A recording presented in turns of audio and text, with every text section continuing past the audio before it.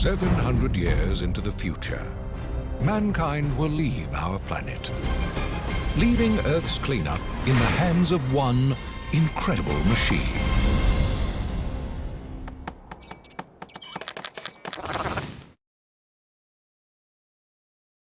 During Toy Story, right near the end last year of making it, we realized that we might get to make another movie, which we weren't planning on. So we were like, wow, that means we're already behind schedule getting that ready. So we rushed to have a lunch. It was me, John Lasseter, the late Joe Rampt, and Pete Docter. And we threw around a bunch of little ideas, but it was mainly a lunch about A Bug's Life. We spent most of the lunch talking about that. We didn't come around with these full-formed ideas for WALL-E or Nemo or monsters, but I do remember us saying the ocean might be cool, something about your fears might be cool. And it's just fascinating to look back and see that those stayed in the back of our brains and sort of ended up becoming movies.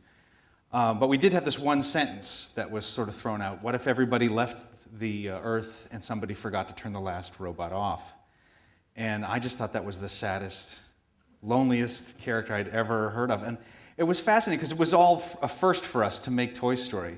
So everything was new, just the whole ride. It was so hard to come up with a compelling main character of Woody. It took 2.5, 3 years of just banging our head against a wall to make him appealing.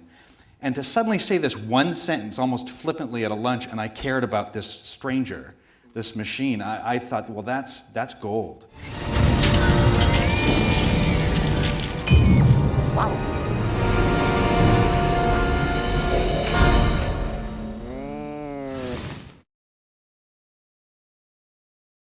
I actually knew that, even though everybody gave me the okay to do it at Pixar, that even internally, just among my peers who I trusted 100% creatively, we could debate and waste a year just how it should be done. And so I didn't want to do that. I wanted to use that year actually doing something. So I didn't tell anybody that I wasn't going on vacation. Everybody thought I went on vacation after Nemo, but I actually stayed around and got 3 story guys that I thought were the best story guys in the building. They were actually free, and an editor. And for 3 months, we did the first act of the movie and put it on story reel with nobody supervising us, and basically had this freedom to just figure out how to do it, figure out how to make this sort of convey this kind of a movie.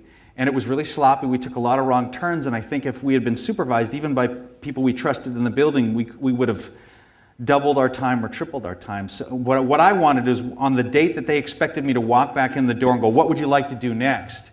Instead of saying, oh, I think I want to do something with robots, I actually wanted to have something to show, because I figured it would either work or it wouldn't, and we could just shut up. We wouldn't spend any time talking about it. And so on that day, it was John Lasseter, Steve Jobs, and a bunch of other people, and they didn't know I had 20 minutes to watch this movie in story reel form. And I said, what do you want to do next? I said, I want you to watch this. And they watched it, and the lights came up, and they said, okay. And that was it. And I did all the hard work ahead of time in private and cut out any discussions, because I knew you could, again, intellectualize it forever. A lot of people don't know, I actually wrote the script with all the dialogue in it. I wrote everything that I thought WALL-E was saying, that Eve was saying. You wrote it like Alien? Yeah, come on in. Like he would say, come on into the truck. And I would write that, and I would bracket the dialogue just to remind myself when reading it that would ultimately be replaced by whatever we came up with. So there was actually, at least at a rudimentary level, a roadmap to follow. And so when the animators got the scenes, all those sounds were already chosen ahead of time. There was very little that was put in post. So they animated to any of those sounds that any of the robots made and treated it like law, as if it was dialogue from an actor. And so it was all planned ahead of time, very much so.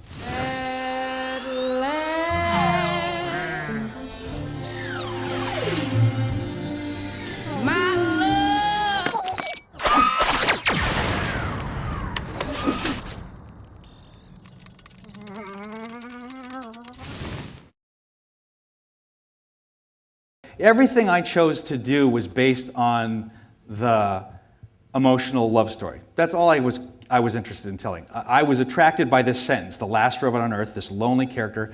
I wanted him to have a question about what's the point of living. And to me, I had to answer that. To me, it's to love one another. So that made it a love story. So I thought, wouldn't it be amazing if this one robot seems to start to understand something and that is supposed to be like the most main human objective, and all of humanity's forgotten that. And that was my goal, was to just have, for the power of just this one robot falling in love and finding another one, it corrects the world. And it's a very romantic, sort of naive point of view that I loved embracing. And I just picked anything else that I put in this movie, whether it's covered in trash or finding a plant or having people lose their bones or technology in the way, or I just did it all out of logic to make that scenario for these two characters.